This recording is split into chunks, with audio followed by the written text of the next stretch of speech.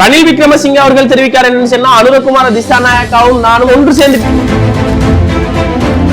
ஒரு ஜனாதிபதி வேட்பாளரால இன்னொரு ஜனாதிபதி வேட்பாளருக்கு ஆதரவு வழங்க முடியுமா? 5000 தாரம் நீங்க வந்துட்டு அனுரகுமார திசாநாயக்கா கூட்டத்துக்கு வாங்கன்னு சொல்லி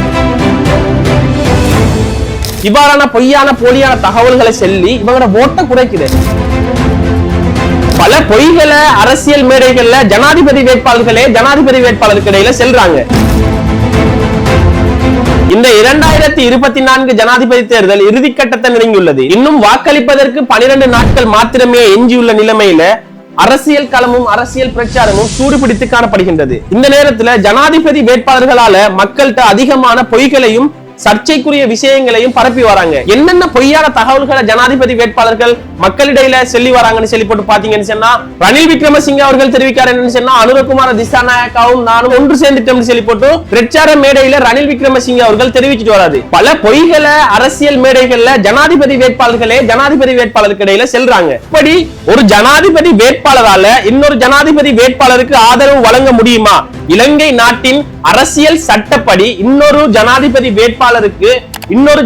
வேட்பாளர் ஆதரவு வழங்க முடியுமான்னு சொல்லி போட்டு கேட்டீங்கன்னு சொன்னா, கட்டாயமாக ஆதரவு வழங்க முடியாது. ஏன்னு சொன்னா, ஒரு ஜனாதிபதி வேட்பாளர் எந்த சந்தர்ப்பத்திலையுமே இன்னொரு ஜனாதிபதி வேட்பாளருக்கு ஆதரவு வழங்க முடியாது. இப்ப ரணில் விக்ரமசிங்கே அவர்களே எடுத்துக்குவோம். ரணில் விக்ரமசிங்கே அவர் எனது வாக்குகளை அனுரகுமார திசாநாயக்காவுக்கு நீங்க போடுங்கன்னு சொல்லி போட்டு கடைசி வரங்காட்டிலுமே செல்லலாம். இப்ப அனுரகுமார திசாநாயக்கா அவர் பிரச்சார மேடையில ரணில் விக்ரமசிங்கவுக்கு ஆதரவு வழங்கி பிரச்சார மேடைகள்ல எனக்கு அளிக்க வேண்டிய வாக்குகள் அனைத்தையுமே ரணில் விக்ரமசிங்கே அவர்களுக்கே அளிங்கன்னு சொல்லி போட்டு எக்காரணம் கொண்டுமே செல்ல முடியாது. ஏன்னு சொன்னா, நாட்டின் அரசியல் சட்டப்படி இது முற்றுமுழுதான தவறான விடயமாகும். ஒரு ஜனாதிபதி வேட்பாளர் இன்னொரு ஜனாதிபதி வேட்பாளரை ஆதரிக்கிறது செல்றது இது சட்டத்திற்கு முரணான விடயமாக இலங்கையின் அரசியல் சட்டப்படி காணப்படுகின்றது. இவ்வாறான சர்ச்சைக்குரிய விடயங்களை அதிகமாக ரணில் விக்ரமசிங்கே அவர்கள் சொல்லிட்டு வரத்தை நம்ம இப்ப ரீசெண்டா பார்க்க முடியுது. அரசியல் மேடைகள்ல அதிகமாக ரணில் விக்ரமசிங்கே தான் சொல்றாரு, அனுரகுமார திசாநாயக்கா என்னோட வந்து சேர்ந்துட்டாரு, சஜித் பிரேமதாசா என்னோட வந்து சேர்ந்துட்டாரு, எனக்கு வாக்களிங்கன்னு சொல்லிப்படும். இது எப்படின்னு சொல்லிப்பட்டு பாத்தீங்கன்னு சொன்னா, இது ஒரு அரசியல் வியூகம். மக்களை திசை திருப்புற,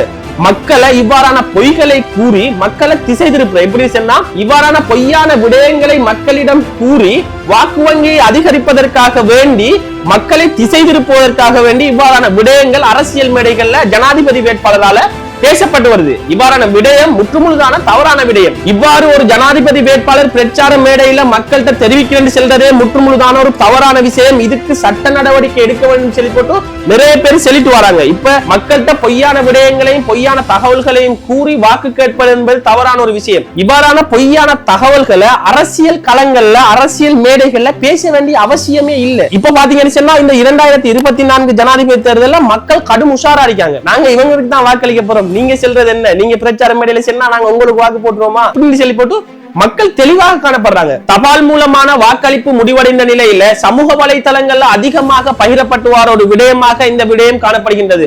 அனுரகுமார திசாநாயக்காவுக்கே வாக்கு வங்கி அதிகமாக காணப்படுவதாகவும் தபால் வாக்குல அனுரகுமார திசாநாயக்கா அதிக வாக்குகளை பெற்றிருப்பதாகவும் நிறைய சமூக வலைதளங்கள்ல பொய்யான வதந்தியான விடயங்களை பரப்பிட்டு வராங்க. இந்த 2024 ஜனாதிபதி தேர்தல்ல யாரு வெற்றி பெறுவான்னு சொல்லி போட்டு இதுவரைக்குமே யாராலையுமே சரியா செல்ல முடியாத நிலைமையில இவ்வாறான பொய்யான வதந்திகளை சமூக வலைதளங்கள்ல பரப்பிட்டு வராங்க. அது மட்டும் இல்லாமல் ஐரோப்பிய ஒன்றியம் பொய்யான ஒரு தகவலை வெளியிட்டிருக்கு. இந்த தபால் மூலமாக அளிக்கப்பட்ட வாக்குகள்ல அதிகமான வாக்குகளை அனுரகுமார திசாநாயக்கா பெற்று முதலிடத்தையும், சஜித் பிரேமதாசா அவர்கள் 2வது இடத்தையும், நாமல் ராஜபக்ச அவர்கள் 3வது இடத்தையும் பிடிச்சிருக்காங்கன்னு சொல்லி போட்டு ஐரோப்பிய ஒன்றியம் பொய்யான ஒரு அறிக்கையையும் வெளியிட்டிருக்கு. தேர்தல் காலங்களில் பொய்யான விடயங்களும் சர்ச்சைக்குரிய விடயங்களும் மக்களிடத்தில் பரவுவது என்பது ஒரு சர்வசாதாரண விடயம். ஆனால் இந்த முறை அதிகமான பொய்யான வாக்குறுதிகளும் பொய்யான தகவல்களும் மக்களாலேயும் ஜனாதிபதி வேட்பாளர்களாலேயும் வேற நாடுகளாலேயும் அதிகமாக பரப்பப்பட்டு வருகின்றது. ஒரு பக்கம் பாத்தீங்கன்னு சொன்னா, கொஞ்சம் பேர் சேர்ந்து கண்டி கட்டுக்கஸ்தோட்டையில போலியான பெட்ரோல் போலின் ஒன்றை உருவாக்கியிருக்காங்க காசை கொடுத்து.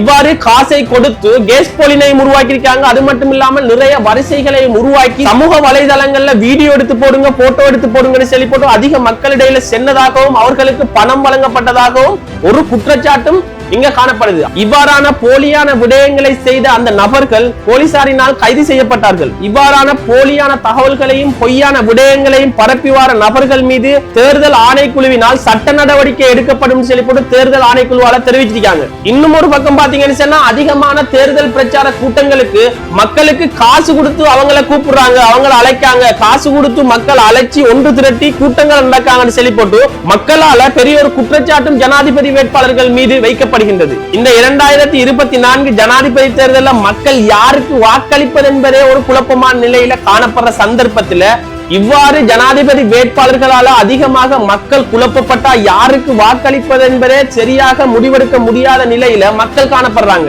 இன்னும் ஒரு பக்கம் பாத்தீங்கன்னா தேர்தல் சம்பந்தமாக நிறைய முறைப்பாடுகளும் வைக்கப்பட்டிருக்கு. 12 பேர்கள் கைது செய்யப்பட்டிருக்காங்க. இவ்வாறான நிறைய பிரச்சனைகள் இந்த 2024 ஜனாதிபதி தேர்தலில் நடந்து கொண்டிருக்கு. எது எப்படி இருந்தாலும் ஜனநாயக நாடு என்ற ரீதியில மக்களாகிய நீங்கள் யாருக்கு வாக்களிக்க போறீங்கன்னு சொல்லி போட்டு யாருக்குமே தெரியாது. மக்களாகிய நீங்கள் இவ்வாறான பொய்யான வதந்தியான போலியான தகவல்களை நம்பாம சரியான ஒரு ஜனாதிபதியை தேர்ந்தெடுப்பீங்கன்னு சொல்லி நான் நம்புறேன். மற்றும் ஒரு சுவாரஸ்யமான காணொளி தொகுப்பின் மூலம் உங்கள் அனைவரையும் சந்திக்கும் வரை உங்களிடமிருந்து விடைபெறும் நான் ரிஜாஜ் இஸ்மாயில்.